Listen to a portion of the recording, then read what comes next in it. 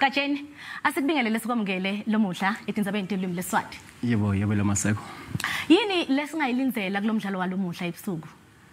Akukhulu kulindzeleke kakhulu ngephandle kwamaphuzu lamathafu lefuneka for iBafana Bafana kuwo lomdlalo nangabe itimisela ngekuthi igcine isemafupeni la ngcono kakhulu ukuthi ihlungele kuya eKhathaya eminyakeni lodako ngoba siyathi ukuthi iGhana iyadlala kuyo le group beyidlala nga3 idlala neEthiopia siyathi sisekwendekeni kulo mdlalo inyalo idzinga amaphuzu lamathafu iBafana Bafana kulomdlalo kepha ngeke ube melula ngisho ngani because kumdlalo wekucala sahamba saye eHarare sabuya sishayene ngelicanza ngalana ngale kepha ke umceceshi uyasho naye ukuthi badlali base South Africa umceceshi lomusha weZimbabwe nome mapheza ubati kangcono so ngiko lokho wenda kusilomdlali lomdlalo na kanjani ukuthi siphuke tidzindzi lapha enkundleni eFNB sive ukuthi umceceshi South Africa bekathini Hugo Broos ake sive kuye ukuthi uthiteni lo idolo wendzamba.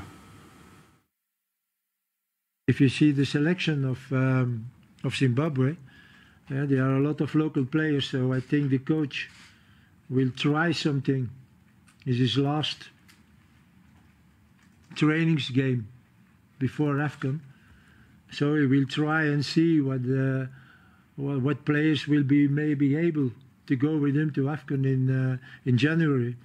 But yes, Zimbabwean players always like to show something here in South Africa.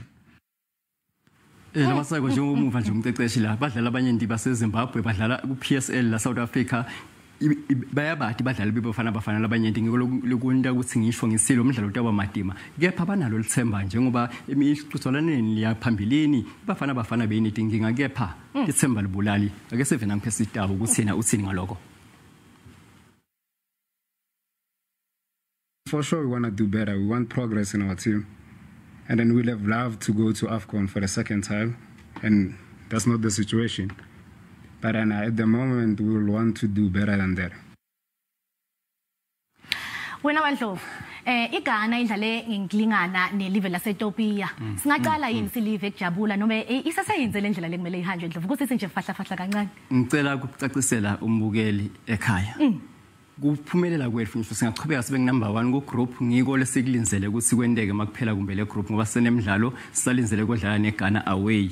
Nakhona fanele sikuncobe umdlalo sikhone kuba number 1 ku group G kepha kabe kungapheli lokho because emacembu la ngithena seAfrica yonke atabe sephinza yahlanganiswa bese kuwo kuba nalasihlanu kuphela la ngiyola tahamba eKhathaya eminyakeni lodako isiseyenza indlela singasheshe sijabule siningizimu Africa asithathe 3 points lamuhla sihambe sothatha 3 points eGhana. Ngiyakubona kwakho nje Ndlovu kulomdlalo lokhona lamuhla ngekhathi kwelive lethu leningizimu Africa neZimbabwe ucabanga ukuthi kuyawuhamba kanjani namuhla ingabe sitanqoba lena noma angathi njalo ukuthi naphesita ukhona kuloku ngilomunye umathemba iningizimu Africa nefuthi ulisekela le captain iningizimu Africa bakhona nebadlali lapha labancane ngibo la kungabe lengasiba bayifuku iBafana Bafana sibathembile batayo bagijima nalamuhla na captain welicembu lapha emapalini ukhona Ronwen Williams lithemba libulali sisitongethi Ndlovu abatithathe bashaya wena Ndlovu asibonge kakhulu isikhathi sakho bonga mina lamaseko.